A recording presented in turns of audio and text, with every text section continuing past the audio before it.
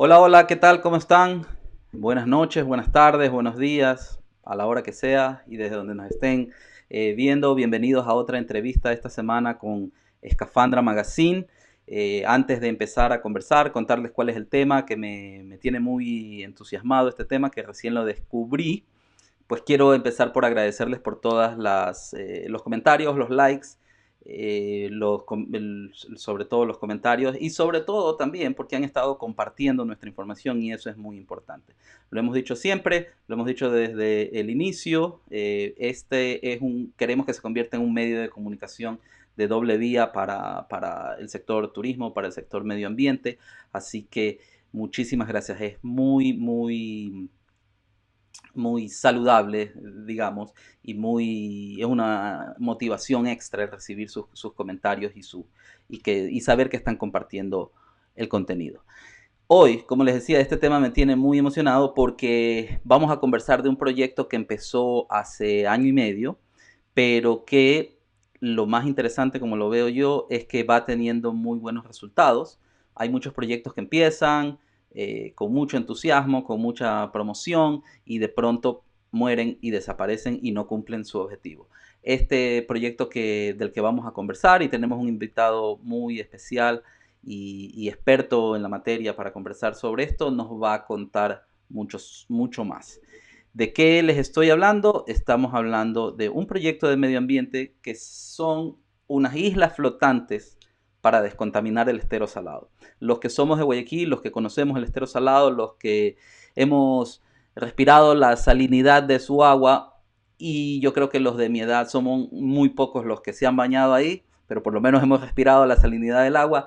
Es muy emocionante recibir esta noticia de que hay un proyecto de los tantos que se han hecho que está funcionando al nivel de descontaminar el agua. Digo que no, las personas de mi generación seguramente no nos hemos bañado ahí por esa misma razón, porque ha estado contaminado. Pero escuchamos a nuestros abuelos, escuchamos a nuestros padres incluso, que llegaron a disfrutar de este regalo natural que es los esteros que tiene la ciudad de Guayaquil.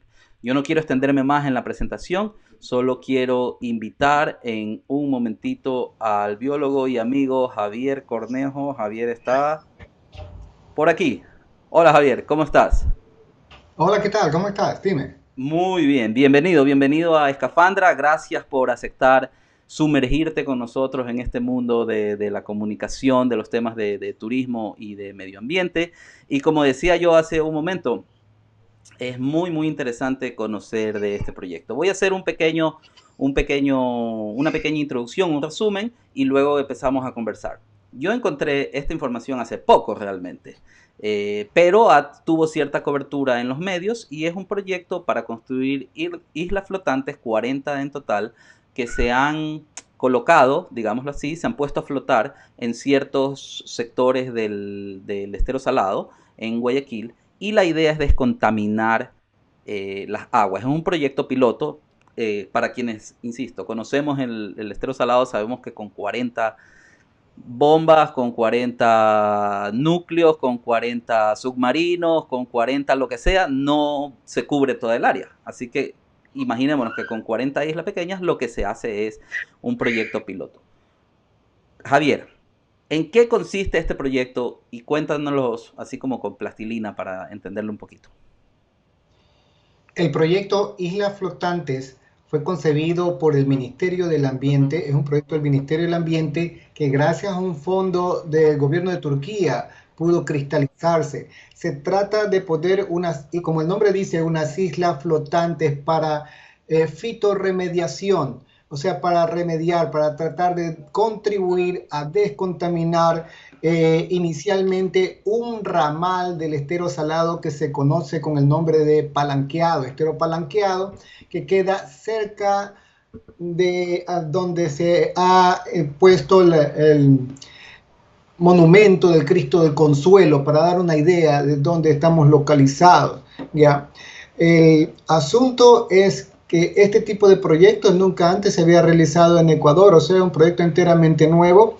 Este tipo de proyectos nunca antes se había realizado en ambientes estuarinos, o sea, sino islas flotantes se han instalado muchas veces en ríos, en lagos, o sea, en ecosistemas de aguas dulces, pero otra cosa es trabajar en un ambiente estuarino donde hay intromisión salina, así como tú lo estabas notando al inicio de la conversación, porque la sal es una limitante fuerte y va a cambiar los factores, o sea, va a cambiar, no puedes poner cualquier tipo de planta, porque la sal deseca, deshidrata, entonces tienen que ser plantas que se conocen con el nombre de halófitas, que están adaptadas a esos ambientes con altas salinidades para que pueda tener éxito el proyecto.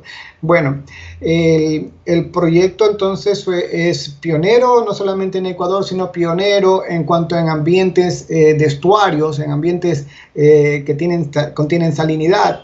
Y también pionero en el sentido de que es primera vez que se utilizan las especies nativas que utilizamos nosotros, porque este proyecto no fue copiado de otro proyecto o sacado de libros previamente hechos, sino que fue bastante información, provino de la información de campo o experiencias que veníamos desarrollando. Entonces, algo en parte es importado en el sentido de que el modelo de las islas flotantes y cómo iban a trabajar parcialmente ya se conocía, pero fue enteramente nuevo. Las especies con que se trabajaron, los diseños que se hicieron fueron hechos por ecuatorianos.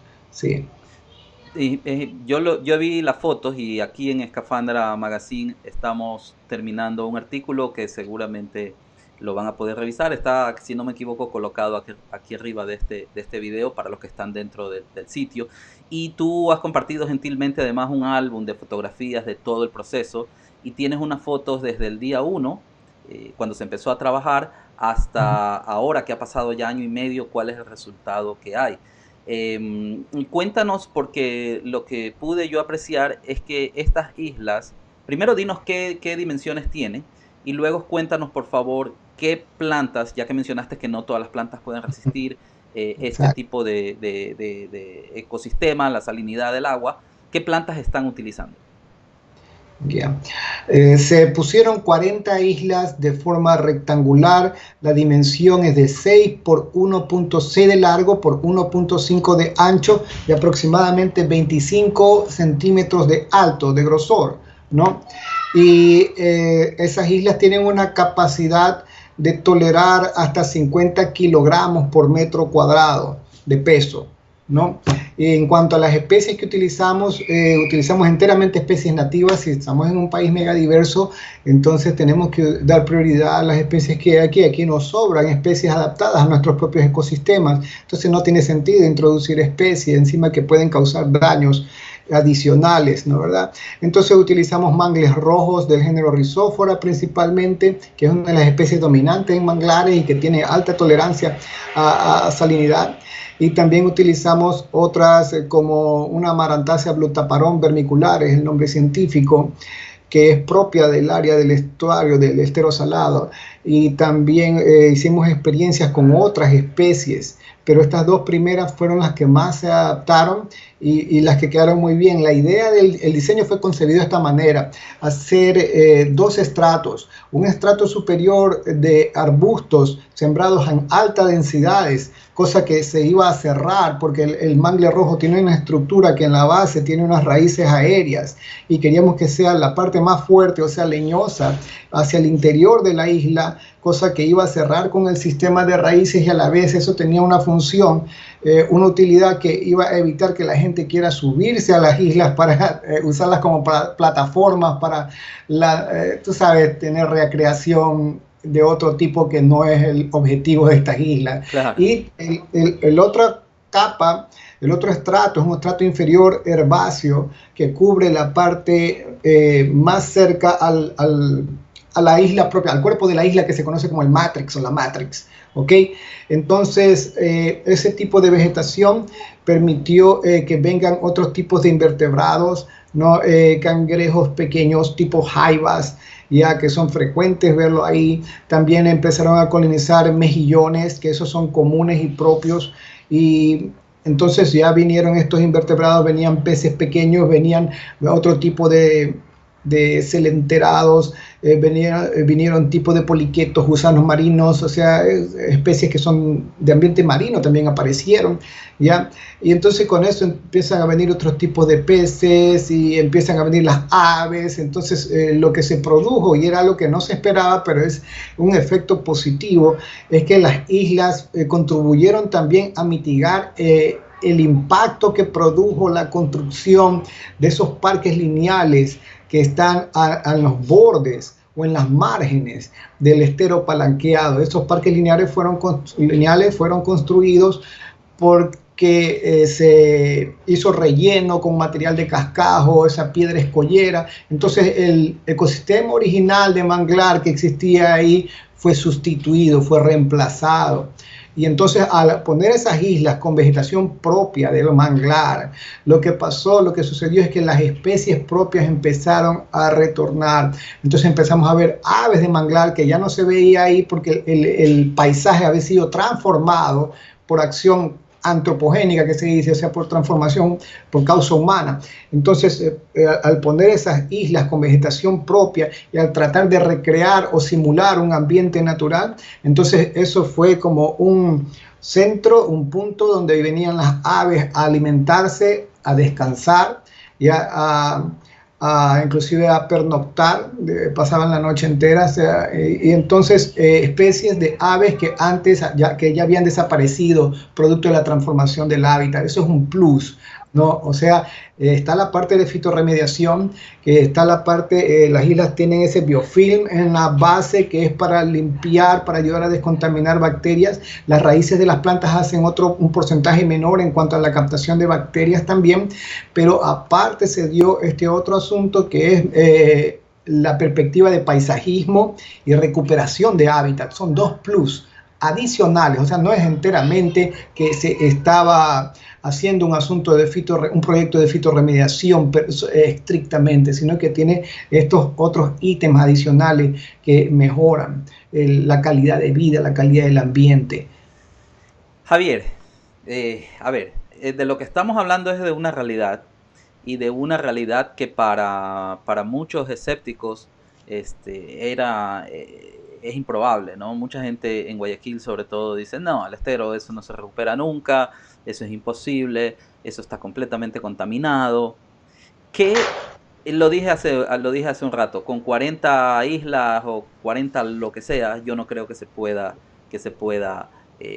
solucionar un problema tan grande. Sin embargo, es un buen augurio, llamémoslo así. Despierta mucho positivismo, despierta esperanzas. Y yo estoy utilizando esas palabras desde el desconocimiento completo, pero quiero saber tu opinión real como experto en el tema y sobre todo involucrado. No es que le estoy preguntando a un experto que está viendo también la cosa desde afuera, sino a alguien que está ahí con el conocimiento y con el día a día y con la práctica. ¿Podemos tener esperanzas?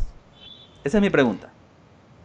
Año y medio después de la instalación de las islas, se han visto resultados que son palpables. Por ejemplo, la semana pasada, al cumplirse el año y medio, vimos un grupo de pescadores estaban cogiendo jaivas, y las jaivas que estaban capturando, como puedes apreciar en la imagen que está puesta en el Facebook, la jaiva, el cuerpo de la jaiva, el cefalotórax, o sea, sin las patas, es del tamaño de la cara de la persona, de un hombre adulto, o sea, es una jaiva enorme. De jaivas de ese tamaño, jaivas he visto muchas veces ahí en el estero palanqueado, en las islas, pero ya alcanzando ese tamaño de desarrollo resulta muy interesante. Se las mostré esa imagen a personas que trabajan con este tipo de crustáceos, y me dijo, wow, están enormes, ¿de dónde son? Entonces le dije, esto es lo que está sucediendo en Palanqueado, y directamente está correlacionado con la presencia de las islas que se han puesto con los oxigenadores ahí. No, ese grupo de pescadores que estaban, no solamente estaban cogiendo jaivas, estaban con un arpón pescando peces ya de un tamaño un poquito ya más grande. Estoy hablando de mojarra, lisa, tilapia también, estamos hablando de peces de unos 30 centímetros de longitud, entonces ya no estecillos hablando de pececillos pequeños. Entonces, y estos están ahí debido a la presencia de las islas. Ahora, hay que considerar que estas islas, como decíamos inicialmente, es un proyecto piloto para ver qué pasa, qué sucede, para ver cómo reacciona este ramal del estero. Es solamente una parte dentro de todo el estero salado. Y el punto es que hay síntomas de recuperación. Ahora, para recuperar el estero salado, hablándolo como un todo, es algo mucho más complejo porque hay diferentes tipos de contaminantes, ¿no? Diferentes tipos entonces a diferentes tipos de problemas hay diferentes tipos de soluciones que aplicar. Entonces tiene que ser algo mucho más complejo. El asunto de Guayaquil es que no tiene un manejo cabal de los desechos de aguas servidas y desechos humanos. Y entonces el estero salado, que es la parte interna de todo el estuario del Golfo de Guayaquil, se constituye en la cloaca de la ciudad. Y en el mismo estero es de donde se está produciendo los peces y los crustáceos y los moluscos que nos alimentamos en la ciudad. Entonces necesitamos descubrir, instalar, producir un sistema para descontaminar, y hay que comenzar primeramente con el manejo de las aguas servidas, de no vertirlas directamente al estuario. Lo que hemos estado en una porción terminal viendo cómo hacemos en cuanto a coliformes fecales y desechos humanos solamente. Pero entonces hay que hacer un manejo, esto tiene que ser un proyecto mucho más complejo. Pero lo bueno es que ya hemos dado un primer paso, ya sabemos que sí es recuperable y en pocos años lo podríamos hacer. Se necesita voluntad, y estoy hablando de voluntad política. Necesitamos financiamiento y necesitamos un equipo adecuado, multidisciplinario, pero sí es rescatable. O sea, esto es una evidencia. El estero salado puede ser rescatado, y al ver estas personas que iban a pescar, ya me vino a la mente, no solamente se está recuperando el estero, estamos recuperando la producción natural del estero, estamos recuperando las tradiciones, ya que la gente iba a pescar, iba a tener sustento. Estamos recuperando parte de la historia, de parte de la cultura y de la naturaleza. Perfecto. Y bueno, justamente era un poco lo que yo pensaba, ¿no? Se dice, para usar una frase muy trillada, si se quiere, que la ciudad que menos ensucia la ciudad más limpia es la que menos ensucia, ¿no? Acá sucedería exactamente lo mismo. O sea, podemos poner millones de islas en el estero, pero si lo seguimos contaminando, pues es como orar en el mar, ¿no? Es que tiene que ser un proyecto, como mencionaba, más complejo. Para hacer esto, por ejemplo, con la ayuda del Ministerio del Ambiente se cerraron varias guías de vertederos de desechos humanos, fueron cerrados, Claro. ¿ya?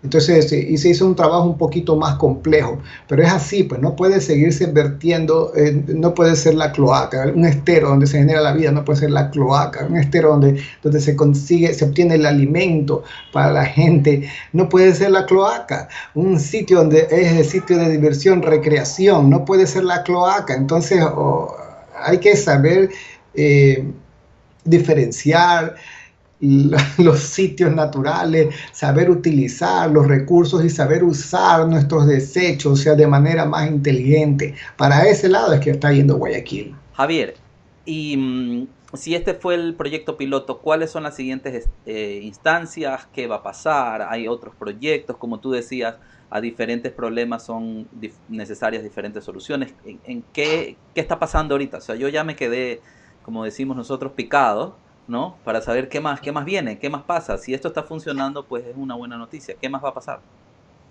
Primeramente ya sabemos cómo lograr frente a cierto tipo de contaminantes y cómo actuar, qué hacer. El proyecto en sí no es 100% replicable, aún en otros ramales del estero salado, porque cada ramal o cada área tiene patrones físicos y biológicos diferentes. Al decir parámetros físicos, perdón, parámetros físicos me refiero, por ejemplo, a salinidad, corrientes, nivel intermareal, rango intermareal, distinto. Entonces hay que estudiar cada parámetro en cada sitio y entonces dar es como un doctor que va a diferentes áreas con personas que tienen diferentes tipos de enfermedad. Entonces la medicina puede ser en momentos ser parecida, pero tal vez no va a ser exactamente la misma. Claro, Entonces,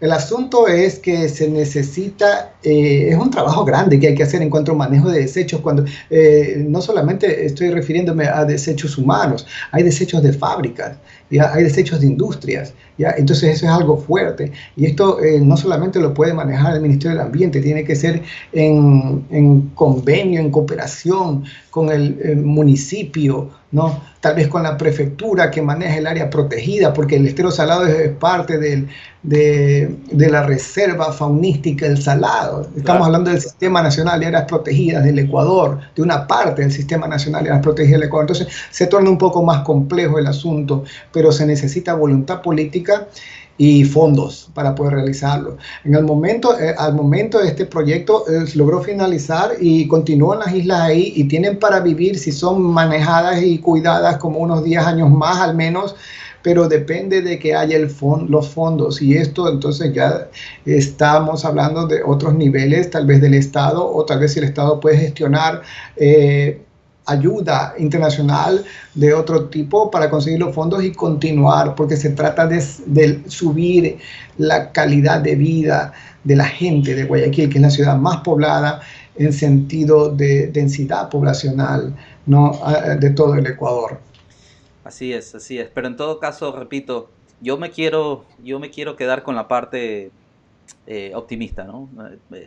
Parte, parte de la característica de los que trabajamos en turismo, de los que trabajamos con el medio ambiente, no nos queda más, ¿no? Que ser optimistas. Es que es obvio, porque todo esto ha tenido resultados positivos. Aquí no hay lugar para el negativismo, o sea, Por, vamos bien. por el Ya. contrario, sí, es que eso es lo que te iba a decir. Y la intención de este espacio, sobre todo, mi intención personal ya es poder difundir esto, porque mientras más se difunda también pueden suceder otras cosas. Tenemos afortunadamente el alcance a otros países de Latinoamérica a través de escafandra.news.